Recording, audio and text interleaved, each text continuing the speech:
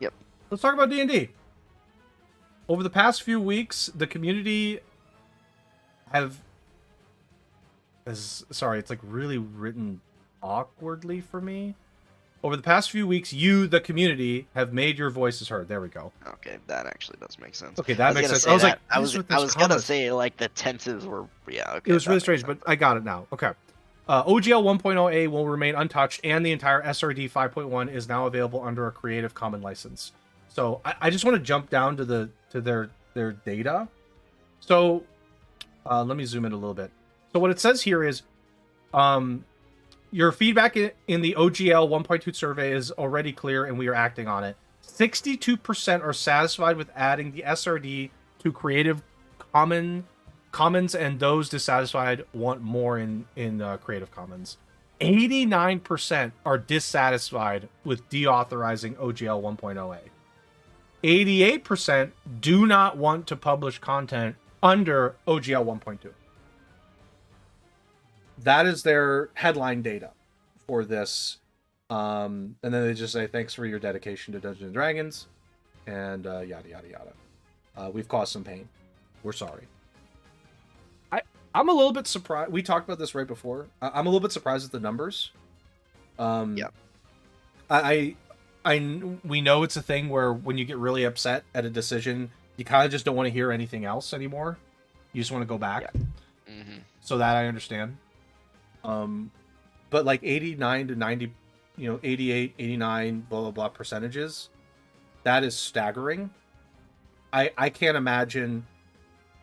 You see those numbers, and my sense is what happened is, whoever, again, I forgot the creative director's name for D&D. They had they had that forum post or something like that.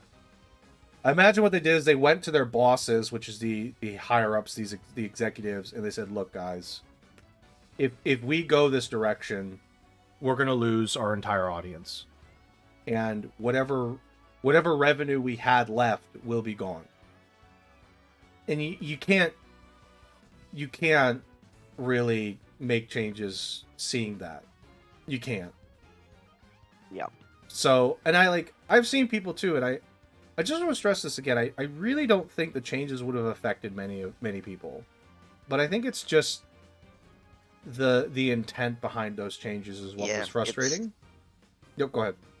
Yeah, no, I agree. It's the idea and the like morality of it, and people are just like, yeah, this is just wrong, and we don't want this. Right. We don't want to support this if this is going to be their policy, because it's terrible. Right. Like, even if it might not affect them actually directly, they're just like, yeah, I don't want to support this. This sucks. Yeah. Like, yep. And I'm I can see that, and I've seen people say that, like, oh well, we want to do Pathfinder because Wizards of the Coast is doing some shady stuff.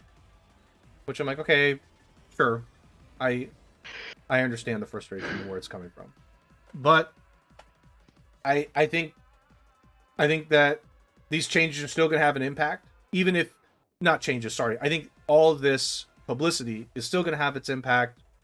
I do think people are going to be hesitant to come back right away. That being said, they'll definitely recover. But yeah, I think this is just one of those, this is strike one situations where it's like, okay, you're strike one, you've tried something, like you tried doing some stuff, don't do it again. Monetize some other way. Find another way to monetize. Which I'm sure there are other ways to monetize their stuff. There definitely is. They're just not, they're not thinking outside the box enough. yeah, I mean, we talked about it, I think it was last week or maybe it was the week before. Like, they should make their own D&D app, basically. Yep, I agree. I think they should, but like tabletop app. Yep, they should. I do think they should. And they can monetize the hell out of that. Yep. Like, they can get more subscriptions under that. They can get more, more money from selling various modules and assets. I mean, that's kind of what you're going to do there. But we'll see what they do. I mean, that's definitely a method. That's a cost, though. You got to bake it. But I mean, I think you'd make a lot from it. Yep. So yeah, I mean, in the long run, people got, it worked. People got what they wanted. They right, completely rolled back all the changes with the exceptions of this creative. Apparently, there's something entire SRD 5.1. Yeah, I don't know. I don't know what all of this means. I don't know what these documents like are. What SRD right. 5.1 is, um, but yeah, I mean, for once, the backlash. I don't know. I won't say for once because it's happened before, but for once, the backlash actually worked, and they were like, okay, whoa, Yeah, all right, we'll back off. Yeah, yeah. And it's good. I think it's good that it worked here. It, it's definitely good that it works here. It doesn't work with certain things. Madden doesn't work on Madden. It just you would doesn't work need on to Madden. you would need to get a very large portion of the community to Yeah, boycott it basically, yeah. Which they're and not. They're not gonna do. which they're not They're just not gonna do gonna that. do. There's enough gamers that don't care, and there are a lot of creators that just like, they like have to. Their audience is there for that Yeah, basically, so they kind of make their living off of selling out to Madden. So yeah. yeah. Well, that's you gotta do what you gotta do. But anyway, I don't have much to say on D&D Beyond here. I mean, like, I'm, I Yeah. I guess I'm just surprised at the numbers. Yeah, you don't see polls like that very often. Let me move. Let me shift a few things around. There we go. Okay. This was actually something I found before the previous podcast. Well, I guess this came out before the previous podcast is what I want to say, but I found it during this week. Was that there are Overwatch League teams that want to start to collectively bargain against Activision Blizzard.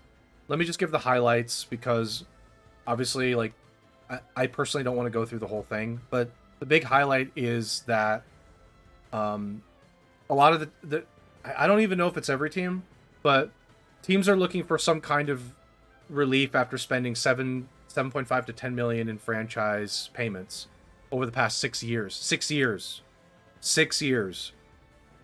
And another 1 million in team maintenance. Combined with ever decreasing viewership among fans, easy to see why teams are struggling. And I do think that Overwatch League has been struggling mightily. They had a deal with Google. I think that deal is up now. There's a UK-based law firm that will be representing Overwatch League teams. That this process has just begun, and the next season is supposed to take place March 13th. I don't know what's going to happen by then. Is kind of what's they don't know what's going to happen by then. I want to see if they talk about the Google deal. We want to see if there's anything else. Let's see. PvE. No, okay. There was something else that I had seen regarding the fact that like the Google deal was up soon and like sponsorships are really going down for Overwatch League. I'll have to dig that up at some point in the future. I think the main thing I wanted to highlight here is Overwatch League was supposed to release as like teams are in set locations like a regular sports team, and you would actually go to each location and play, all your games. Yeah.